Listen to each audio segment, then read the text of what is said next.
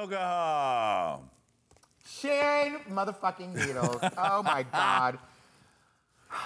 This isn't the Halloween show. Who put that in here? That's a fierce picture. It is. Yeah, Sharon, I didn't get to know her very well. I met her, the first time I ever met her, she had already won. And her reputation became, like it spoke Preceded her, right, yeah. Yes. And so there was a few unsavory things that were being said and moments online, and it really kind of, it made me not want to get to know her very soon, initially. And then she came to my show. She was as drunk as can be, really disruptive at the show. I was doing a show at Therapy. And I was like, oh my gosh, this is the winner, but she is really carrying it, and I'm trying to like do a show. And so that was tough, but that was like really right in the shadow of her having won. Right. And I think Sharon's season was probably one of the first seasons where it really started to, like, the temperature on Drag Race really started to turn up in terms of its popularity and the reach. And so I was a little bit off-put by her, but then eventually we have the same management. And so I've had the chance to spend a lot of time with her on the road, on a tour bus, and we are so alike. Me and, believe it or not, you would never think so, but Sharon and I are so alike. She finishes my sentences. We have the same taste in music, which is like hip hop and R&B and rap. Nobody knows that. Right. About her. You wouldn't think so anyway. And then, and so I just love her so much. All right. Well, Merry Christmas, Sharon. Hey. Look at her. Valentina. Oh, it's this her. bitch. Valentina. I'll tell you something, honey. I was, Valentina on the show, on Drag Race, I was like, this bitch is getting away with murder on our show. It really felt like she was set to be the winner. Until she had that obviously infamous moment with her mask. Yes. And not taking it off in the lip sync. But during that, it was clear to me that Valentina really knows how to play reality TV when we were doing the Snatch Game. And I was doing a horrible Nene Leakes that I will never do again. And she was Miss Colombia or Venezuela right next to me. And so the rule was, like, Ru would say, okay, she'd ask the question, and then you'd have a certain amount of time to fill out your answer, and then she'd say pencils down, and that's it. And so then you'd say your answer when she got to you. So here I am, all prim and proper, following the rules. I'm like, okay, Ru said, put down your pencils, put down your pencil, Peppermint.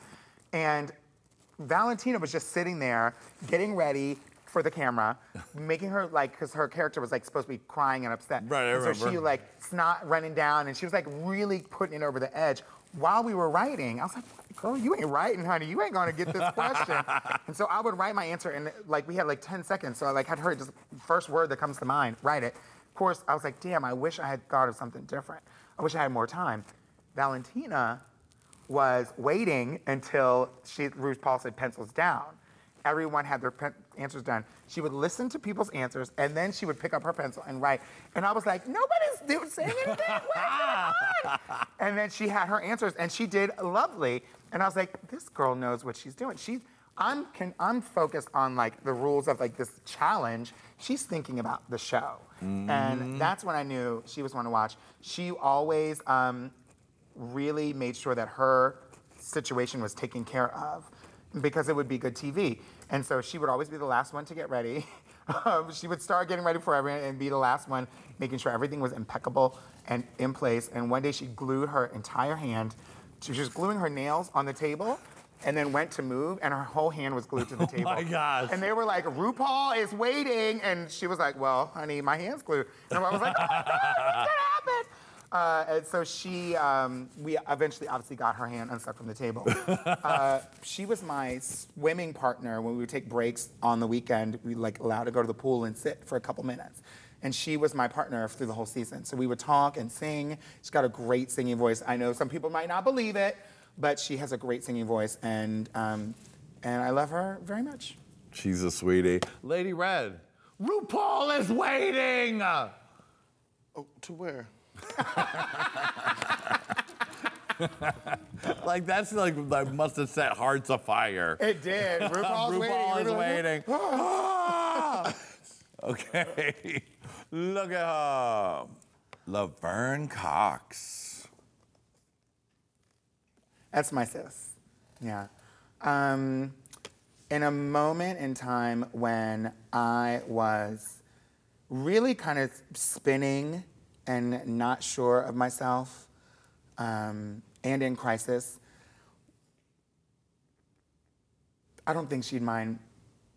Well, Laverne was really instrumental in helping me through that breakup I told you about. Uh-huh. Yeah. The person I was dating, was basically double timing me with one of my friends. Wow. And neither me and she did not know. He obviously knew and was playing us both. Wow. And so when that happened, I was kind of like in a tailspin, and she was extremely instrumental. We would meet every Tuesday for Tuesday tea, and we would just kind of be supportive of each other. She was still going out and auditioning.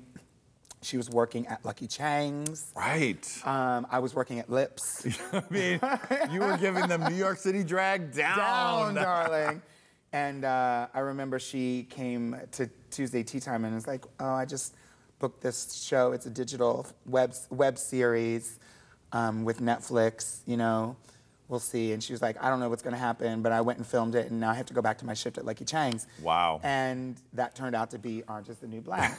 Yeah. And then ever since then, she was on such a path, and probably is the one and only person that I know who is so gifted and skilled, not only as an actor and performer, but also as a public speaker. And I really look up to her. Yeah.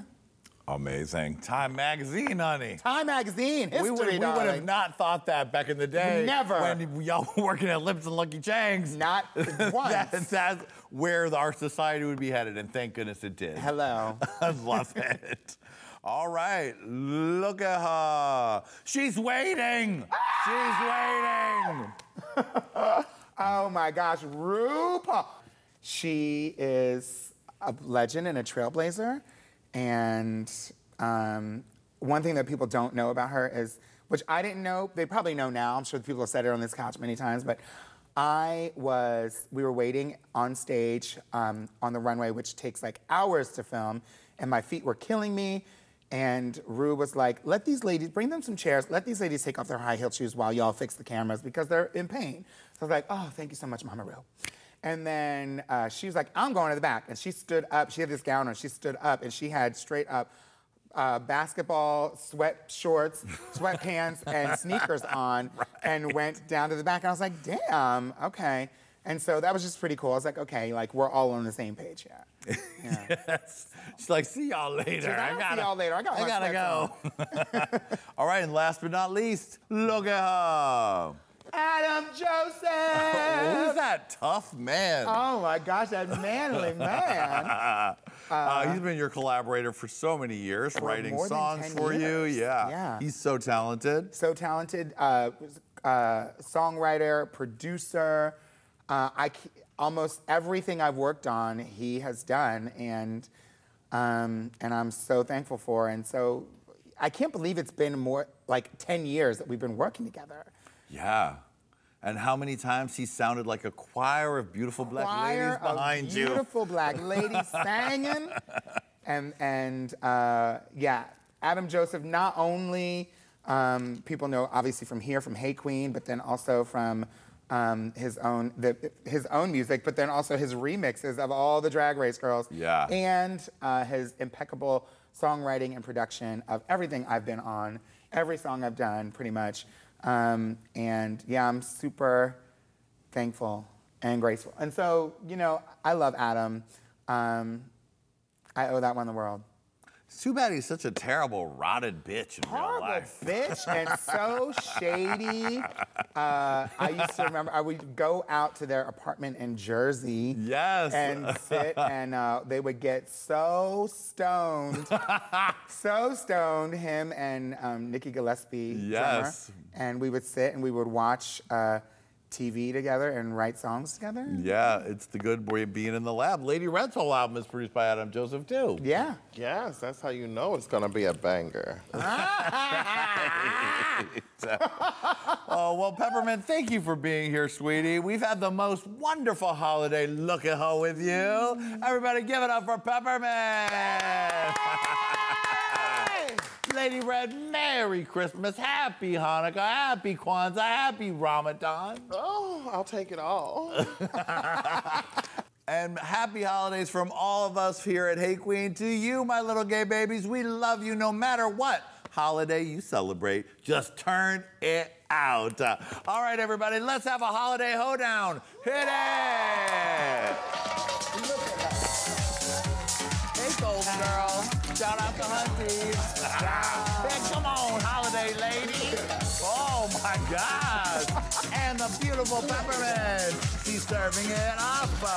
Look at her. Happy holidays, baby. Bye. Look at her. Look at her. Look at her. Look